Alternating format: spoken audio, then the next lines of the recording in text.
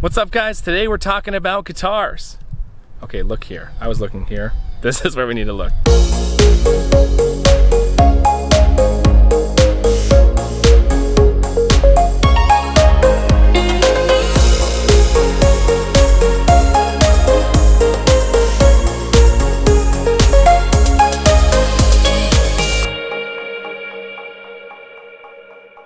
Welcome to Worship Life. My name is Joe Wiegert. I'm the worship pastor here at Life Point Church, and I'm here with Mack Lawson.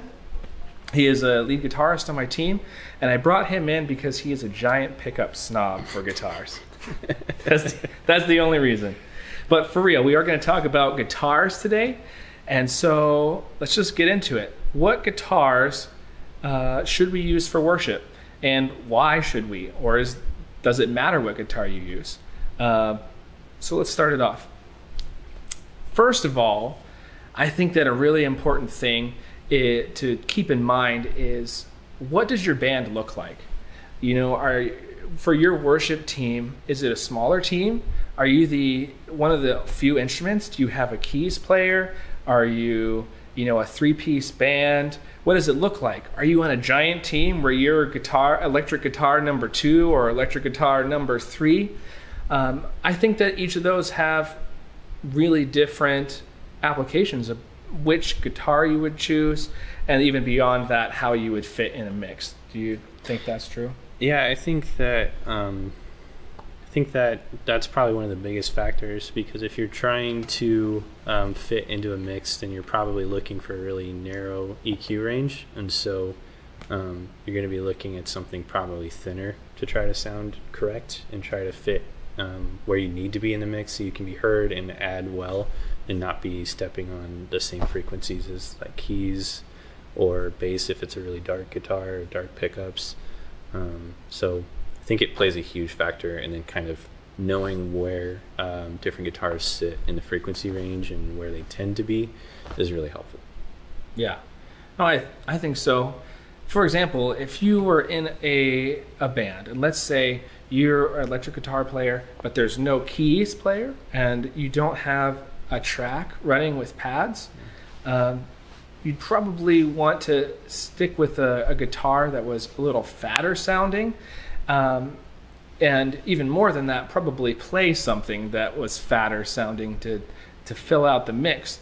But choosing a Tele or a Strat in that band might not be the best choice if you were choosing. You can make those sound more like you want, but I think it's better to start off with what you want in every circumstance. Whereas if you're electric guitar player number 2, I think it's really important to see what your other electric guitar player is going to be playing that week. I mean, if I walk in and I'm the first electric guitar player and I'm playing a Les Paul, what would you choose if I had a Les Paul? It's pretty wide open if you have a Les Paul, because almost anything is going to sound brighter than that. So you can go Tele, Strat, Jazzmaster, Gretsch. Really, any of those are going to sound brighter than a Les Paul does. So it really opens up a lot. Where you have trouble, or where you might struggle to figure out what to play with, is when you're playing with where the other person has a Tele. Because a Tele sits right in the middle of everything, and so you have to kind of make a decision. Do I go for a slightly thinner sound with a Strat, or do I go heavier with like a Les Paul? And so that's a lot more difficult to come up with a good guitar to complement the other guitar. Right, and I mean, there was a period of time when I think every single week you were playing with somebody that was playing a Tele. Yeah, so I would end up switching back and forth between a Jazzmaster or a Gretsch or my Les Paul. I rarely went with a Strat, because depending on the other person's playing style too, if they tend to sound brighter, then I want to sound darker than them. Right. I mean, because if someone's playing a Tele and they come in and they're just full tone knob all the way up and on their bridge pickup the whole time, that's different than someone that's playing a Tele that sits on their neck pickup. Yeah. And exactly. Rolls the tone knob down. It would be 100% completely different sound.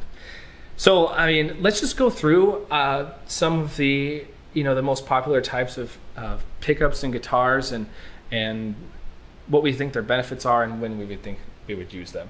Yeah. Well, so it kind of ranges. Like there's some oddball ones out there that we probably don't need to go over, like a Mustang pickup or a Jaguar pickup, because they're a little different. But the main ones are single coils, which can be a Strat pickup, a Tele pickup. Those are each a little bit different. They're constructed a little bit different and have a little bit, I don't know, there's a little bit more of a range of what they sound like. And then stepping up from there is like a P90 or a Jazzmaster pickup, which there is a difference between the two. A Jazzmaster is a little bit thinner, and a P90 is a little more full and a little bit more thick sounding. And then from there, I think probably a Filtertron, which are typically found in Gretches or some Teles. And then darker than that would be humbucker, but then humbuckers have a pretty wide range too, where some of them are vintage wound and only have like 4K in output, and those sound very different than PAF style that have like 8 or 9 in output. Right. And so that's kind of the spectrum. Yeah. I mean, you just go from a single coil, low output guitar, like a vintage Strat or something, and then to the other end would be, a Les Paul, or I mean, there's a lot hotter pickups and stuff out there, but yeah, I probably, I mean, you can use them, but I wouldn't. Yeah, absolutely. Like you can get great tones out of like heavier sounding guitars, and they'll sound, if you put the right bass tone on it, as far as like what you're running through, it's still going to sound like worship guitar and like the tone that you're used to hearing on all the records. It's just going to be a little bit more challenging. For me, it's going to be more challenging to get clarity, and that's always kind of a big thing that I push for in my tone, is trying to make sure it sounds clear when I want it to sound clear. Right. So like, I think that depending on how you run your pedal board rig and your amp and different stuff, you can kind of get to the same end with almost any guitar. The thing is, though, you just have to understand what you're starting off with, because if you're playing a Strat and you're trying to get this fatter sound, it's going to take a lot more tweaking to get that. It's not going to do that right out of the box, and it's not really intended for that. It's intended for a lot cleaner tone in general use, but then it's just lower output. So then it's just not going to get that same push that a higher output pickup will do. And I think that just to like piggyback on the back of that, like a lot of what you can do with each guitar, you can kind of compensate for it. Some of it's with chord choices, with triad choices that you're using. I was finding for a long time that my darker sounding guitars I was struggling with because it would sound muddy, and so I started changing up a lot of the voicings that I was doing, and I was finding I was getting the clarity that I wanted out of it, but still sounding bigger and sounding beefier because it was a darker guitar or had a darker pickups in it by nature.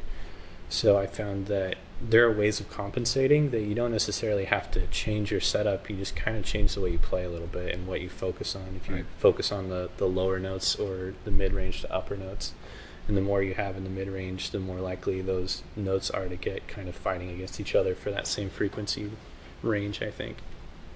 So for your guitar that you usually use, tell us about that.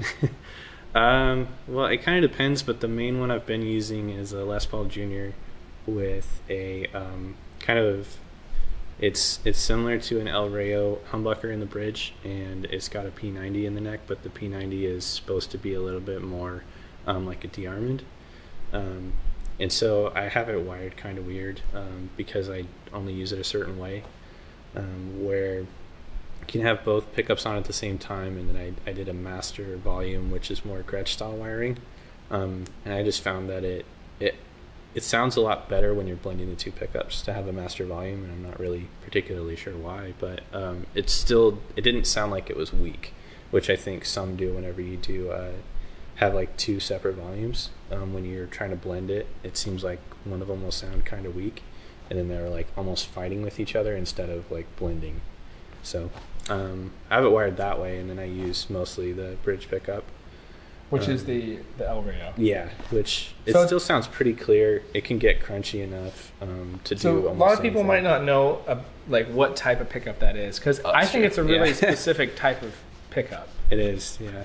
What? Tell us about it. So an El Rayo is made by Lawler, and they're like 4K in output, and they have different wire that they use to wind it, and they sound really, really open.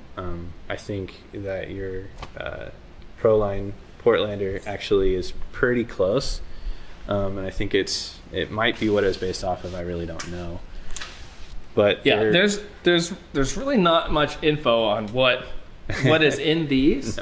No. But I can tell you, when I compare it to other guitars, it sounds a lot more single coil voiced than humbucker voiced. Yeah. If I compare it to a PAF style pickup versus a Telecaster, it is much closer to a Telecaster, but you still get hum canceling, and you still get a little bit more fatness to it. So some of the humbuckers that are voiced a little bit more single coiled do a better job of still sounding beefy when you're doing single note lines and not suddenly sounding thin. And that's kind of the fight that you have when you're using something a Strat or a Tele, sometimes a Jazzmaster. That's one of the fights that you have, is you go to a single note line and suddenly you don't quite have the same beef that you want out of like a humbucker or something. Right. So I've been using my Les Paul Jr. a lot because we've been playing more and more with one guitar. And so I'm needing to fill a lot more space, where before, when we were having two guitars, I would try to kind of be the opposite of what the other person was choosing, and try to fill in gaps that they're not hitting. Right. When we talk about different types of guitars and different type of pickups that you can use to get a certain sound, I think one thing to remember is that if you try out another guitar and you think, this isn't for me, you put it into your rig and you try it out. One thing I found is that it takes a lot of tweaking with your whole rig. And once you get it to sound right, then you put another guitar into it and it doesn't sound right. And so understanding like what kind of frequency a guitar puts out helps you then know what you should do to make it sound good with your pedal board and with your amp. Yeah. I've found more and more over time that I don't move things that much between guitars, and like the three, really there's been two that I've been using lately, and it's the Jazzmaster and the Les Paul Jr. And I don't really have to change much between the two. I may brighten up the amp a little bit with the Junior, but that's about it. Because they, weirdly enough, like my Jazzmaster is not that far off from my Junior Mint as far as like frequency range that it normally hits.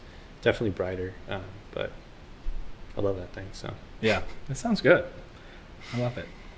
Well, thanks so much for coming, Mack, and talking about probably your favorite thing to talk about anyway. Yep. But I think it was really good information. And thanks, guys, for watching. This has been Worship Life. We'll see you next time.